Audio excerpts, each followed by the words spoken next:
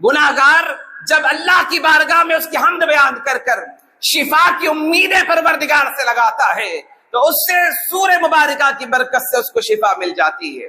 लाइलाज बीमारियों का इलाज सूरतुल फातिहा के तिलावत के बाद हासिल होता है। इसी तरह सूरतुल बकरा से आसीबी मामलात, जिन्नात के मामलात, शयातीन के मामलात जिस जगह भी हो तो उस जगह पर अगर सूरतुल बकरा की तिलावत हो जाए तो वह आसिब, वो शयातीन, वो जिन्नात वो जगह छोड़कर चले जाते हैं। उसके बाद मुनाफिकीन के बारे में 13 आयात कुरान मजीद के तसलसल के साथ अल्लाह ने जिक्र फरमाए हैं। पहली उसकी अलामत बताई है कि वो धोखा देता है, वादा खिलाफी करता है, अमानत में खयानत करता है, जब भी बात करता है गाली देता है। और मुनाफिक वो है जिसके दिल में कुछ है, जबान पर कुछ है, ये मुनाफिक है। अब आगे मुफस्सिरीन लिखते हैं मदीने पाक में 6 तरह के मुनाफिकीन की जमातें थी, 6 तरह के मुनाफिकीन की किस्में थी।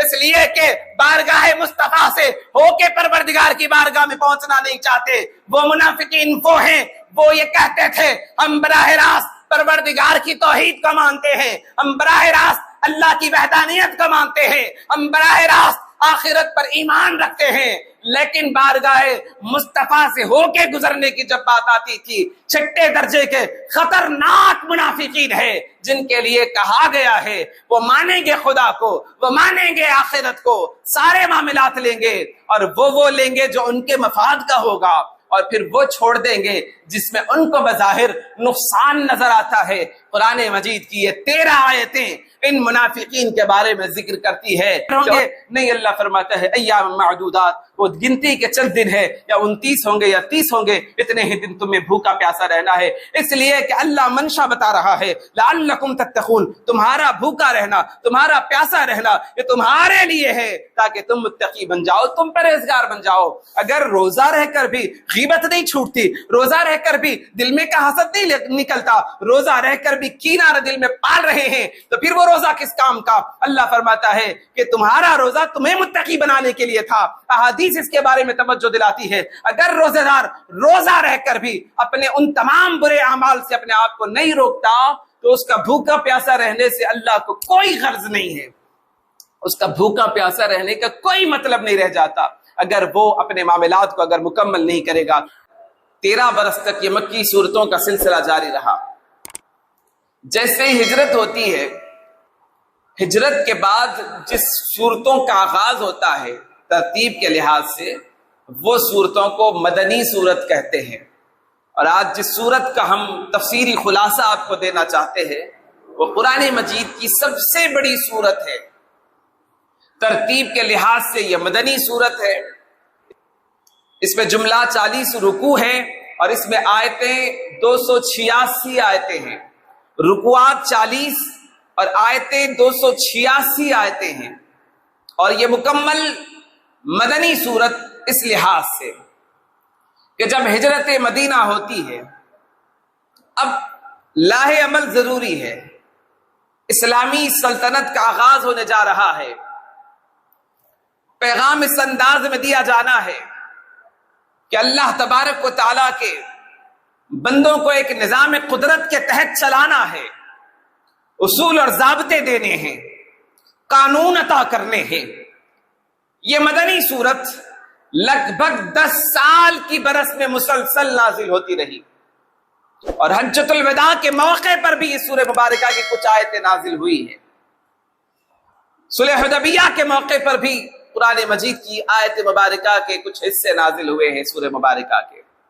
तो गोया 40 रुकुआत पर मुश्तमिल 286 आयतें इसके अंदर और मुकम्मल पहला पारा, दूसरा पारा, उसके बाद फिर सूरह आली इमरान से पहले तीसरे पारे में जाकर यह सूरा मुकम्मल होती है। ये यहां तक इसके लिए इसका आपको खुलासा दिया। अब इसके फजाइल के बाब में आका अलैहिस्सलाम इरशाद फरमाते हैं, इसकी 10 आयतें अगर कोई तिलावत कर ले तो शैतान उस घर से भाग जाता है, दूर हो जाता है قریب نہیں آ سکتا۔ تو گویا وہ آیتیں کیا ہے؟ تو اس سورے کی پہلی 4 آیتیں، اس کے بعد اسی سورے میں آیت الکرسی ہے، اس کے بعد پھر 2 آیتیں اس کے ساتھ ملا لے، وہ پہلے کے 4 اور یہ 3، یہ ترتیب کے لحاظ سے یہ کیا بنتے ہیں؟ یہ مکمل 7 بنتے ہیں۔ اس کے بعد آقا علیہ السلام فرماتے ہیں کہ اس سورے کی آخری آیتیں جو 3 آیتیں ہیں، اس کی اگر کوئی تلاوت کرے تو شیطان اس جگہ سے بھاگ جاتا ہے۔ گویا ایک وظیفہ بھی ہمیں دے دیا گیا۔ ادھر سورۃ الفاتحہ کو شفا کے لیے بارگاہ مصطفیٰ سے اجازت ملتی ہے۔ گناہگار جب اللہ کی بارگاہ میں اس کی حمد بیان کر کر شفا کی امیدیں پروردگار سے لگاتا ہے تو اس سے سورہ مبارکہ کی برکت سے اس کو شفا مل جاتی ہے۔ لا علاج بیماریوں کا علاج سورۃ الفاتحہ کے تلاوت کے بعد حاصل ہوتا ہے۔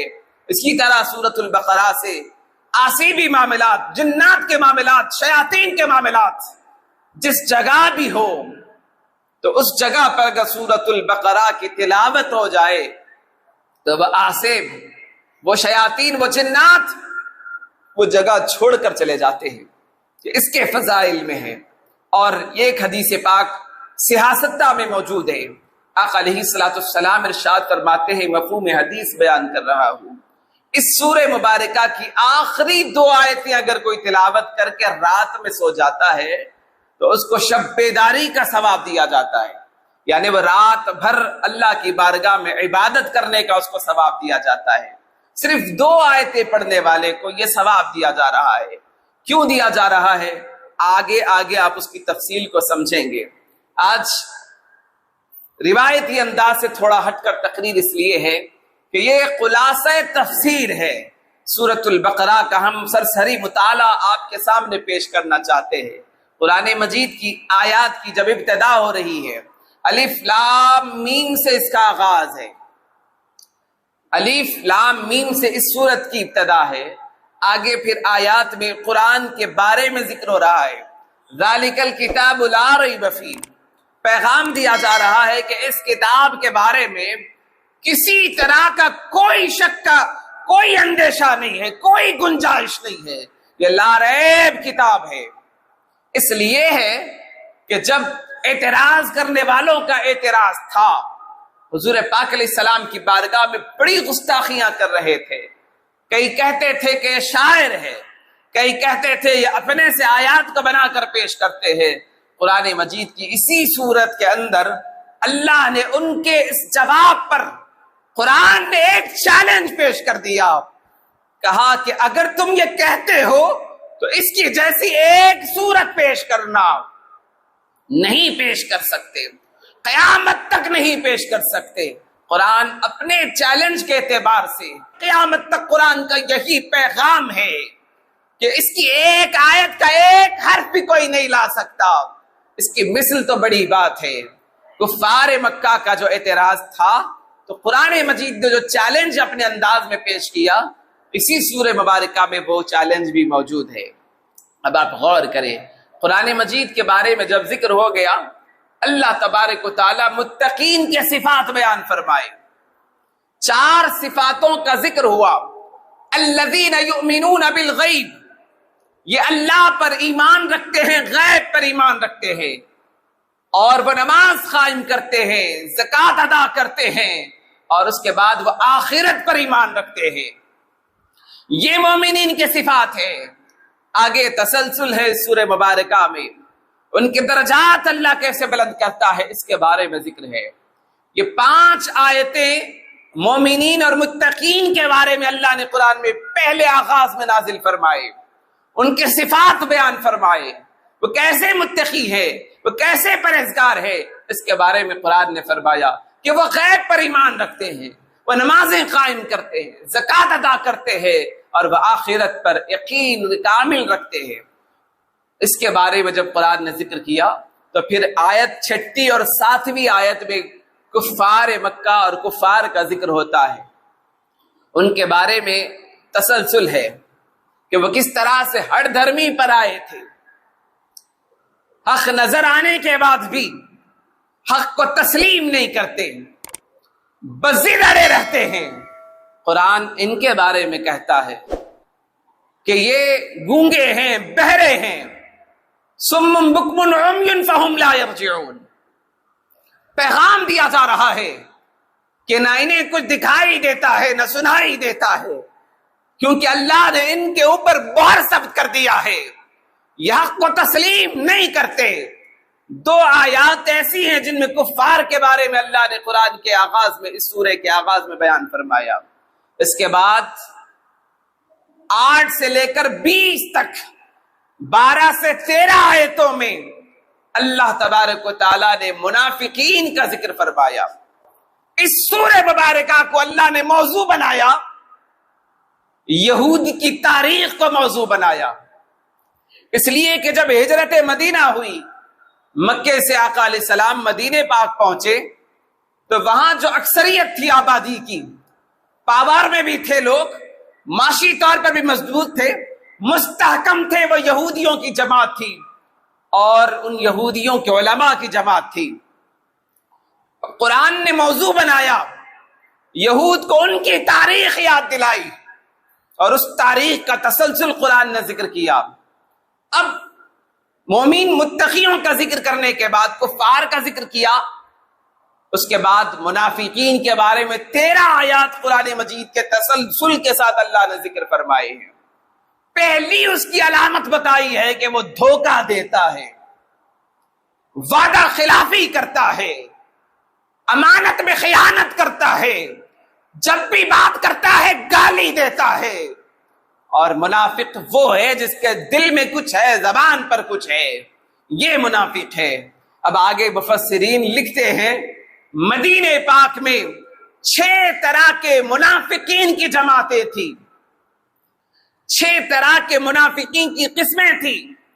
ایک وہ جو سراسر اسلام کو نہیں مانتے، بظاہر ڈھونگ رچاتے ہیں، ایک وہ جو مانتے ہیں لیکن اظہار کرنے سے ڈرتے ہیں، ایک وہ مانتے تو ہے لیکن اپنے مستقبل کے نقصان کے اندیشے سے وہ کمپرومائز کی ڈیل کرتے ہیں، کیونکہ اسلام جب مدینے میں آ گیا، اسلام امر و نواہی کی باتیں کر رہا تھا، تو وہ منافقین یہ جانتے تھے کہ اگر مستقبل میں ایسا ہو جائے، یہود اگر برسر اقتدار پر آ جائے تو پھر ہمارا کیا ہوگا، اس لیے وہ رولنگ سے بھی اپنا تعلق رکھتے ہیں اور اپوزیشن کے ساتھ بھی اپنا تعلق رکھتے ہیں۔ یہ تیسرے درجے کے لوگ ہیں، اور مفسرین لکھتے ہیں قرآن کی روح سے چوتھے درجے کے منافق وہ ہیں۔ قرآن کہتا ہے وہ لوگ ہیں مذبذبین بین ذالک، تذبذب کا شکار ہو جاتے ہیں، حق آنے کے بعد بھی تذبذب میں ہے، مانے یا نہ مانے، اقرار کرے نہ کرے، اس لیے کہ وہ اپنے بڑوں کے دین کو بھی نہیں چھوڑنا چاہتے، یہ تذبذب کا شکار ہوتے ہیں۔ قرآن کہتا ہے مذبذبین بین ذالک لا الہ ہؤلاء ولا الہ ہؤلاء، قرآن کہہ رہا ہے کہ وہ منافق ہے، اس تذبذب کا شکار ہوتے ہیں۔ اور پھر 5ویں درجے کے وہ منافقین کا ذکر ہوتا ہے کہ جو بزدل ہوتے ہیں، وہ 5ویں درجے کے منافق ہے کہ وہ حق آنے کے بعد بھی اس لیے تسلیم نہیں کرتے کہ وہ اپنے آبا و اجداد کے مشن سے کہیں ہٹ نہ جائے، وہ روایات جو قدیم روایات ہے اس کو نہ چھوڑ دے، اس لیے بزدلی کا مظاہرہ کرتے ہیں، ہمت نہیں کر پاتے کہ حق کو ظاہر کرے۔ یہ 5ویں درجے کے منافق ہے۔ اب 6 درجے کے منافق وہ ہے، وہ اللہ کو مانتے ہیں، اللہ کی توحید کو مانتے ہیں، آخرت کو مانتے ہیں۔ قرآن نے ان کے بارے میں جگہ جگہ ذکر کیا ہے، سورہ بقرہ میں بھی ذکر ہے، سورہ آل عمران میں بھی کچھ حصہ ہے، سورۃ النساء میں بھی ان منافقین کا ذکر ہے، جو 6 درجے کے منافق ہے۔ مفسرین لکھتے ہیں ان کا نظریہ انداز اور ان کا اعتقادی بنیادی فلسفہ تھا، وہ اللہ کو مانیں گے، اللہ کی توحید کو مانیں گے، آخرت کو مانیں گے، لیکن بارگاہ رسالت مآب میں سرے خم تسلیم کرنے کی بات آتی ہے تو پھر جاتے ہیں، اس لیے کہ بارگاہ مصطفیٰ سے ہو کے پروردگار کی بارگاہ میں پہنچنا نہیں چاہتے۔ وہ منافقین وہ ہیں، وہ یہ کہتے تھے ہم براہ راست پروردگار کی توحید کو مانتے ہیں، ہم براہ راست اللہ کی وحدانیت کو مانتے ہیں، ہم براہ راست آخرت پر ایمان رکھتے ہیں، لیکن بارگاہ مصطفیٰ سے ہو کے گزرنے کی جب بات آتی تھی، چھٹے درجے کے خطرناک منافقین ہیں جن کے لیے کہا گیا ہے وہ مانیں گے خدا کو، وہ مانیں گے آخرت کو، سارے معاملات لیں گے، اور وہ لیں گے جو ان کے مفاد کا ہوگا، اور پھر وہ چھوڑ دیں گے جس میں ان کو بظاہر نقصان نظر آتا ہے۔ قرآن مجید کی یہ 13 آیتیں ان منافقین کے بارے میں ذکر کرتی ہے کہ ان کے بارے میں قرآن نے یوں بیان فرمایا۔ اب آگے بڑھتے ہیں، قرآن مجید کا تیسرا رکوع کا آغاز ہو رہا ہے۔ پھر تخلیق انسانیت کے مراحل کو قرآن نے ذکر کیا۔ حضرت آدم علیہ السلام کی تخلیق کے مراحل کا ذکر ہو رہا ہے۔ فرشتوں سے اللہ نے پوچھا، آپ نے بارہا سنا، وقت اجازت نہیں دیتا، نہ میں آیات پڑھ رہا ہوں نہ میں تفصیل بجا رہا ہوں، اختصار کے ساتھ مکمل سورہ بقرہ کا ہم خلاصہ آپ کے حوالے مختصر دینا چاہتے ہیں۔ فرشتوں نے جب اس بات پر کہا تھا کہ مولا ہم تیری تسبیح کے لیے کم ہے، اللہ تبارک و تعالیٰ نے جب حضرت آدم علیہ السلام کو اسماء کا علم عطا فرمایا، وعلم آدم الاسماء، اللہ نے آدم علیہ السلام کو اسماء کا علم عطا فرمایا، آگے تسلسل ہے بکلہا، اللہ نے ہر وہ شے کا علم حضرت آدم علیہ السلام کو عطا فرمایا۔ پھر یہی فرشتے کہتے ہیں کہ مولا ہم یہ نہیں جانتے تھے، آدم علیہ السلام جو اللہ کے فضل سے جو کچھ جانتے ہیں، فرشتے کہتے ہیں ہم نہیں جانتے۔ ایک خیال ان کے دل میں بھی آیا تھا، وہ وسوسہ استفادے کے لیے تھا۔ ادھر ابلیس کو بھی وسوسہ آیا تھا، وہ ابلیس نے پوچھا نہیں، کیونکہ اقرار کے بعد ادب ضروری ہے، اگر ادب نہیں ہوگا، اطاعت نہیں ہوگی تو پھر منزل مقصود کا تعین نہیں ہو سکے گا اور پھر مراد کو نہیں پہنچ سکے گا۔ ابلیس کو بھی وسوسہ آیا، اس نے کہا انا خیر من، میں ان سے بہتر ہوں، مولا نے مجھے آگ سے بنایا ہے اور ان کو مٹی سے بنایا ہے، تو اس نے دعویٰ کیا کہ مولا تو نے مجھے آگ سے بنایا ہے، ان کو مٹی سے بنایا ہے، انا خیر من، میں ان سے بہتر ہوں۔ اس نے یہ کہا کہ میں ان سے بہتر ہوں۔ اب یہ سلسلہ کلام اس مقام پر پہنچا، اس کو ابلیس بنا دیا گیا، قیامت تک کے لیے پروردگار کی بارگاہ سے دھتکار دیا گیا۔ یہ سورہ بقرہ کے ابتدائی مراحل ہے، اور آگے بڑھتے ہیں تو اللہ تبارک و تعالیٰ نے کس طرح سے زمین پر اپنا کرم فرمایا۔ الذی جعل لکم الارض فراشا، قرآن اس بارے میں توجہ دلا رہا ہے، آپ نے تراویح میں اس کو پڑھا اور سنا بھی ہے، آپ کو اندازہ ہو کہ قرآن ہم سے کیا بات کر رہا ہے۔ اللہ کا قرآن کہتا ہے ہم نے بندوں کے لیے انسانیت کی تخلیق کے بعد اب انسانیت کی بقا کا سفر ہو رہا ہے، اب کائنات رنگ بو میں انسان کو بھیجا جا رہا ہے۔ ادھر خلافت کا ذکر ہوا تھا، ادھر نائب بنانے کا ذکر ہو رہا تھا، اب زمین پر اس کو کس طرح سے مضبوط کیا جائے اس کے بارے میں ذکر ہو رہا تھا۔ قرآن مجید اس کے بارے میں توجہ دلاتا ہے کہ وہ ایک دوسرے کے ساتھ عداوت کے معاملات کر رہے تھے، اور پھر مستقر کا لفظ قرآن نے ذکر کیا، اس کے بعد قرآن نے متاع کا ذکر فرمایا۔ یہاں سے انسانی معیشت کا بھی ذکر ملتا ہے، یہاں سے انسان کی حکومت کا بھی ذکر ملتا ہے، وہ سیاست کے ساتھ بھی اپنے معاملات کو بہتر اور استوار کرے اور وہ معیشت کے ساتھ بھی اپنی زندگی کو بہتر بنائے، یہاں سے اس کی توجہ دلائی گئی۔ اور آگے بڑھتے ہیں قرآن مجید میں سورہ بقرہ کا یہ چوتھا رکوع، جس کے اندر اللہ تبارک و تعالیٰ نے بنی اسرائیل کے 12 نکاتی پروگرام پر بات کی، ان کے اخلاق اور ضابطوں کی بات کی۔ قرآن مجید کہتا ہے یا بنی اسرائیل اذکروا نعمتی التی انعمت علیکم واوفوا بعہدی اوفی بعہدکم وایای فارہبون۔ قرآن مجید کا یہ رکوع کا آغاز ہو رہا ہے، تسلسل کے ساتھ اللہ تبارک و تعالیٰ نے 12 نکات پر توجہ دلائی، فرمایا یاد کرو اللہ کی نعمتوں کو اے بنی اسرائیل، وہاں خطاب تھا بنی اسرائیل کو، اس کے ساتھ پھر 12 نکاتی پیغام قرآن کی روشنی میں پوری قیامت تک آنے والی انسانیت کو وہ 12 نکاتی پروگرام دیے گئے۔ یاد کرو اللہ کی نعمتوں کو، وعدہ خلافی نہ کرو، امانت میں خیانت نہ کرو، انصاف کا رویہ رکھو، انصاف کے ساتھ زندگی جینے کی کوشش کرو۔ قرآن مجید نے اس طرح سے 12 نکاتی پروگرام بنی اسرائیل کی یاد کے ذریعے سے ہم تک پہنچائے. یاد کرو اس وقت کو جو اللہ نے تم پر انعامات کی برسات برسائی تھی. آگے تسلسل ہے. اس سورہ مبارکہ کو بقرہ کیوں کہتے ہیں؟ اس میں گائے کا ذکر ہے. ایک شخص کا قتل ہو گیا, وہ موسیٰ علیہ السلام کی بارگاہ میں آئے, کہا کہ قتل کس نے کیا اس کا اندازہ نہیں ہو رہا ہے, اس کے بارے میں علم نہیں ہو رہا ہے. آپ نے فرمایا کہ گائے کو ذبح کیا جائے. اب وہ گائے ذبح کرنے کی بات آئی, وہ بنی اسرائیلی نے بہت سارے سوالات کیے, قرآن نے اس کے بارے میں بھی ذکر کیا. ایک دم سے اس کو نہیں مانا, کہا کہ گائے کیسی ہونی چاہیے, رنگ کیسا ہونا چاہیے, اور وہ کہاں چر رہی ہوگی, کیسی غذا کھانے والی ہوگی, اس کے جسم پر کوئی نشان بھی ہوگا, اس پر کوئی دھبا بھی ہوگا, سرخ رنگ کی ہوگی یا زرد رنگ کی ہوگی. اس طرح کے ان بنی اسرائیلیوں نے سوالات کیے حضرت موسیٰ علیہ السلام سے. تو پروردگار نے ان کو ایک ایسی گائے کا حکم فرمایا. آگے اس سورہ مبارکہ میں اسی ضمن میں تفصیل موجود ہے. اور آگے بڑھتے ہیں. اس آیے مبارکہ میں, اس سورہ مبارکہ کے تسلسل میں ان بنی اسرائیلیوں کا ذکر ہو رہا ہے جنہوں نے بچڑے کو خدا بنا لیا تھا, بچڑے کو معبود بنا لیا تھا, اور یہ سازش کے تحت اس بچڑے کو معبود بنا بیٹھے تھے. اب پیغام ہے, جانوں پر ظلم ہوا, توبہ ہونی ہے. کیسی توبہ ہونی ہے کہ تم میں کا ہر وہ بے گناہ گناہگار کو صفِ ہستی سے ختم کرے گا, اس کے بعد ان کی توبہ قبول ہوگی. فتاب علیکم انہ هو التواب الرحیم. قرآن کا یہ رکوع بتا رہا ہے کہ ان کا جرم تھا, اور وہ جرم کی سزا یہ تھی کہ وہ اپنی جانوں کو صفِ ہستی سے مٹا لیں گے, ان کی سچی توبہ قبول ہوگی. یہ بنی اسرائیل 70,000 بنی اسرائیل اس دن کے اندر صفِ ہستی سے مٹائے گئے. اللہ نے فرمایا اب تمہاری توبہ قبول ہو گئی. تو اس طرح سے تسلسل موجود ہے.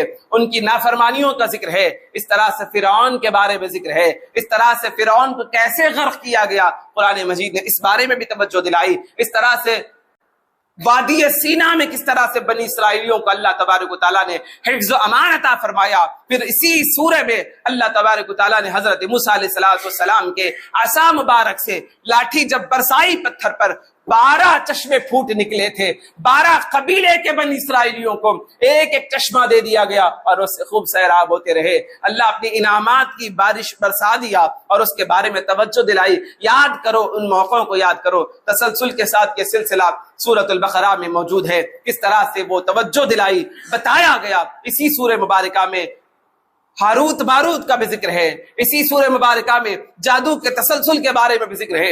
اسی سورہ مبارکہ میں جب آگے بڑھتے ہیں ایک موقع آتا ہے کہ اللہ تبارک و تعالیٰ نے مقام ابراہیم کا ذکر فرما رہا ہے. حضرت ابراہیم علیہ السلام خانہ کعبہ کی تعمیر فرماتے ہیں, جس پتھر پر کھڑے ہو کر تعمیر فرمائی اور اس پتھر پر کھڑے ہو کر دعا فرمائی کہ مولا امت مسلمہ عطا فرما, اور وہ نبی آخر الزمان انہی میں سے مبعوث فرما. اور پھر آگے ان کا مشن بھی بتا رہے ہیں, ربنا وابعث فیہم رسولا, مولا ایک رسول مبعوث فرما دے. اسی تسلسل کے ساتھ وہ دعائیں بھی ہوئی. اللہ تبارک و تعالیٰ نے دعائے ابراہیمی کو شرف قبولیت عطا فرمائی. اس کے بعد اس پتھر پہ نقش کو محفوظ فرما دیا. اب قرآن کہتا ہے جب حاجی حج کرے گا, طواف کرے گا, آگے مقام ابراہیم ہوگا, یہاں کھڑا ہو کر 2 رکعت نماز پڑھے گا, سامنے مقام ابراہیم وہ پتھر ہوگا. ہزاروں پتھروں پر حضرت ابراہیم نے قدم رکھے ہوں گے, وہاں بھی نشان آئے بھی ہوں گے, لیکن اللہ نے کسی نشان کو محفوظ نہیں کیا. یہاں نسبت کی وجہ سے ایک تو دعائے ابراہیم تھی, ایک نسبت مصطفیٰ حاصل ہو گئی. اس پتھر پر کھڑے ہو کر حضرت ابراہیم خلیل اللہ نے کعبے کی تعمیر کے بعد کچھ نہیں مانگا, کہا کہ مولا ایک دعا مانگتا ہوں اس کی اجرت کے صلے میں, انہی میں سے باعظمت رسول کا مبعوث فرما, اور وہ امت مسلمہ جو عطا فرمانے والا ہے انہی میں سے عطا فرما. یہ وہاں کھڑے ہو کر دعا فرمائی. تو تسلسل اس کے اندر موجود ہے. اسی طرح سے آگے بڑھتے ہیں, وقت اجازت نہیں دیتا, تفاصیل بہت زیادہ ہے, مختصر ایک پارہ مکمل ہونے کے بعد دوسرے پارے کا آغاز ہو رہا ہے. سیقول السفہاء من الناس, ان قریب بے وقوف لوگ مصطفیٰ تجھ سے پوچھیں گے. کیا پوچھیں گے؟ پروردگار کس کے بارے میں بات ہو رہی ہے؟ تو یہ تحویل قبلہ کے بارے میں یہ پورا رکوع کا تسلسل موجود ہے.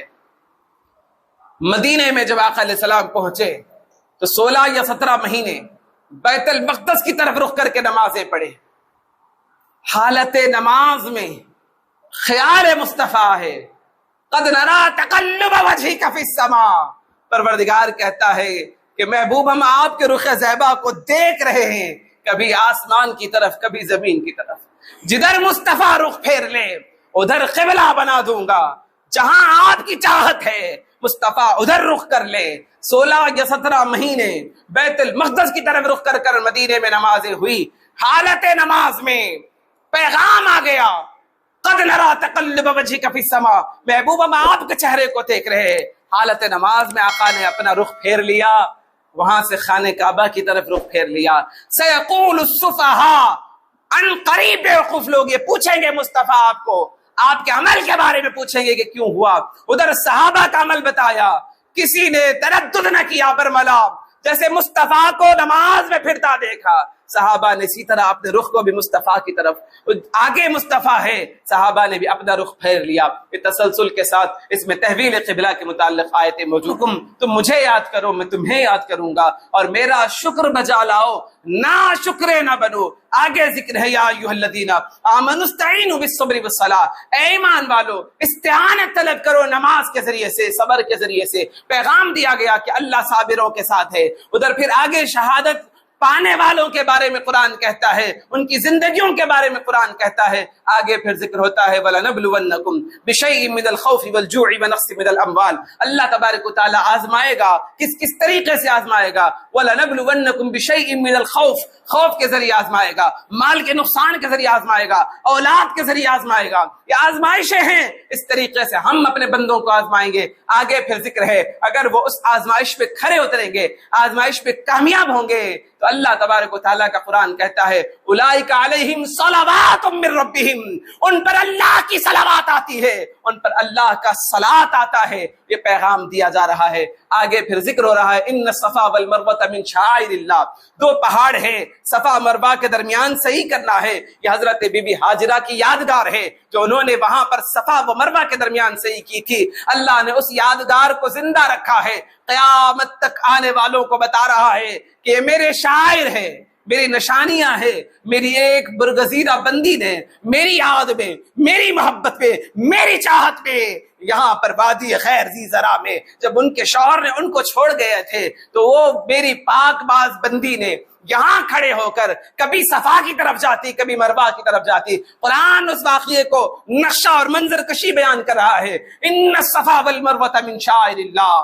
آپ قرآن پڑھو تو معلوم ہوگا، قرآن ان تمام واقعات کا ذکر فرما رہا ہے، یہ اللہ کے شاعر ہے۔ اسی طرح سے اس کے درمیان صحیح کرنی ہوگی، جب حاجی حج پر جاتا ہے تو بھی صحیح کرنی ہے، عمرہ کرتا ہے تو بھی صحیح کرنی ہے، کیونکہ وہ یادگار حضرت بی بی ہاجرہ ہے، اس یادگار کے طور پر وہ باقی رکھا ہے، اس باقیات کو رکھا گیا۔ اسی طرح آگے بڑھتے ہیں، اسی کے اندر تفصیل کے ساتھ مضامین موجود ہے۔ آج جو ہمارا موضوع خاص ہے، اللہ تبارک و تعالیٰ نے اسی پارے میں، اسی سورے کے اگلے مراحل میں ذکر فرماتا ہے یا ایھا الذین آمنوا کتب علیکم الصیام، اے ایمان والو ہم نے تم پر روزے فرض کیے، اس طرح جس طرح تم سے پہلے لوگوں پر ہم نے فرض کیے تھے۔ تم اکیلے نہیں ہو، ہم نے روزے فرض کیے، تم سے پہلے لوگوں پر بھی ہم نے روزے فرض کیے تھے۔ اب روزے کیسے ہیں؟ کیا وہ سال بھر ہوں گے؟ کیا وہ روزے زندگی بھر ہوں گے؟ نہیں، اللہ فرماتا ہے ایام معدودات، وہ گنتی کے چند دن ہے، یا 29 ہوں گے یا 30 ہوں گے، اتنے ہی دن تمہیں بھوکا پیاسا رہنا ہے۔ اس لیے کہ اللہ منشا بتا رہا ہے لعلکم تتقون، تمہارا بھوکا رہنا، تمہارا پیاسا رہنا یہ تمہارے لیے ہے تاکہ تم متقی بن جاؤ، تم پرہیزگار بن جاؤ۔ اگر روزہ رہ کر بھی غیبت نہیں چھوٹتی، روزہ رہ کر بھی دل میں کا حسد نہیں نکلتا، روزہ رہ کر بھی کینہ دل میں پال رہے ہیں، تو پھر وہ روزہ کس کام کا؟ اللہ فرماتا ہے کہ تمہارا روزہ تمہیں متقی بنانے کے لیے تھا۔ احادیث اس کے بارے میں توجہ دلاتی ہے، اگر روزہ دار روزہ رہ کر بھی اپنے ان تمام برے اعمال سے اپنے آپ کو نہیں روکتا تو اس کا بھوکا پیاسا رہنے سے اللہ کو کوئی غرض نہیں ہے، اس کا بھوکا پیاسا رہنے کا کوئی مطلب نہیں رہ جاتا اگر وہ اپنے معاملات کو اگر مکمل نہیں کرے گا۔ اور تفسیر قرطبی نے لکھا ہے، تفسیر ابن کثیر نے لکھا ہے، اس سورہ مبارکہ میں 1000 امر ہے، 1000 نواہی ہے، 1000 حکمتیں ہیں، 1000 خصائص ہے، 1000 واقعات کا ذکر اللہ نے قرآن مجید کے اس ایک سورہ مبارکہ میں ذکر فرمایا ہے۔ اس مناسبت سے اس کی بڑی اہمیت ہے، کیونکہ اسلامی قانون نافذ العمل ہونے جا رہا ہے۔ یہ مدنی صورت ہے، 10 برس کی عمر مبارک لگی اس سورہ مبارکہ کو نازل ہونے کے لیے۔ حضرت سیدنا فاروق اعظم رضی اللہ تعالیٰ عنہ فرماتے ہیں اپنا بیان کرتے ہیں کہ اس سورہ مبارکہ کو پڑھنے کے لیے مجھے 12 سال لگ گئے ہیں، اس لیے کہ اس کی گہرائی کو سمجھنے کے لیے سارا ضابطۂ نظام اس کے اندر موجود ہے، کل قرآن مجید کا مکمل ضابطۂ نظام اس کے اندر موجود ہے۔ قرآن مجید کی اسی آیت کو آگے پڑھتے بڑھتے ہم پہنچتے ہیں تو قرآن اس بارے میں فرماتا ہے شہر رمضان الذی انزل فیہ القرآن، اللہ تبارک و تعالیٰ نے اسی ماہ مبارک میں قرآن مجید کو نازل فرمایا۔ آگے بڑھتے ہیں قرآن مجید میں اللہ تبارک و تعالیٰ اسی سورہ مبارکہ میں بیان فرماتا ہے یسألونک عن المحیض، محبوب یہ آپ کی بارگاہ میں آئیں گے، سوال کریں گے، ایام حیض کے بارے میں سوال کریں گے، اور اللہ حق بتاتا ہے، مصطفیٰ آپ بتا دینا، وہاں پر نکاح کے بارے میں بھی ذکر ہے، وہاں طلاق کے بارے میں بھی ذکر ہے، وہاں عدت کے بارے میں بھی ذکر ہے، اور رضاعت کے بارے میں بھی ذکر ہے، دودھ پلانے کی عمر کتنی ہے قرآن اس کے بارے میں بھی توجہ دلایا، عدت کے دن کیسے گزارے جائے قرآن نے اس کے بارے میں توجہ دلائی، قرآن نے طلاق کے باب میں بھی واضح احکامات بیان فرمائے، الطلاق مرتان فامساک بمعروف او تسریح باحسان، قرآن مجید اس کو بھی کھول کھول کر بیان کر دیا۔ آگے بڑھتے ہیں تسلسل کے ساتھ، اور وہ سلسلہ اس مقام پر پہنچتا ہے کہ جہاں پر اللہ تبارک و تعالیٰ نے جمیع انسانیت کو پیغام عطا فرمایا، مصطفی انقلاب کائنات کو نظام مصطفیٰ عطا ہونے جا رہا ہے، تو یہاں پر 2 پارے مکمل ہو کر جب تیسرے پارے کا آغاز ہو رہا ہے اللہ نے حسین پیرائے میں اس کا ذکر فرمایا، تلک الرسل فضلنا بعضهم علی بعض، قرآن اس انداز میں توجہ دلا رہا ہے کہ اللہ اپنے رسولوں کے بارے میں ذکر فرما رہا ہے، نفس رسالت میں سب برابر ہے لیکن درجے ان کے بلند ہے، بیان کرتے کرتے اللہ نے ذکر فرمایا عرفہ و اعلیٰ درجے پر میں نے میرے محبوب کو بلندیاں عطا فرمائی۔ آگے ذکر ہوتا ہے اسی سورے میں، اسی پارے کی ابتدا سے آگے بڑھتے ہیں تو پھر اسی میں آیت الکرسی بھی آپ کو ملے گا۔ یہ قرآن مجید کی وہ آیات ہے جس کے اندر اللہ کی حمد بیان ہے، اللہ کی تسبیح بیان ہے، اس کے حی القیوم کا ذکر ہے، اس کے تمام صفاتوں کا بیان ہوا ہے۔ آگے بڑھتے ہیں اللہ تبارک و تعالیٰ نے 2 آیات تسلسل کے ساتھ آیت الکرسی کے ساتھ متصل بیان فرمائے، لا اکراہ فی الدین، دین میں جبر نہیں ہے، زبردستی کسی پر آپ دین کے معاملات کو نہیں ڈال سکتے، یہ پیغام دیا گیا، اس میں کوئی جبر کا معاملہ نہیں ہے، اس کو کس انداز میں کرنا ہوگا کہ آپ دعوت و تبلیغ کے ذریعے سے دین پہنچانا۔ آگے بڑھتے ہیں تو اسی سورہ مبارکہ کے اختتامی مراحل پر قرآن نے ذکر فرمایا الذین ينفقون اموالهم باللیل، قرآن مال خرچ کرنے کے بارے میں ذکر فرما رہا ہے۔ آگے اسی آیت کو اختصار کے ساتھ اختتامی مراحل میں جب پہنچتے ہیں لا خوف علیہم ولا هم یحزنون فرماتا ہے جو مال خرچ کر کر اللہ کا قرب پاتے ہیں اللہ ان کو لا خوف کے درجے پر پہنچا دیتا ہے، انہیں نہ کوئی خوف ہوگا، نہ کوئی غم ہوگا، نہ برنجیدہ ہوں گے۔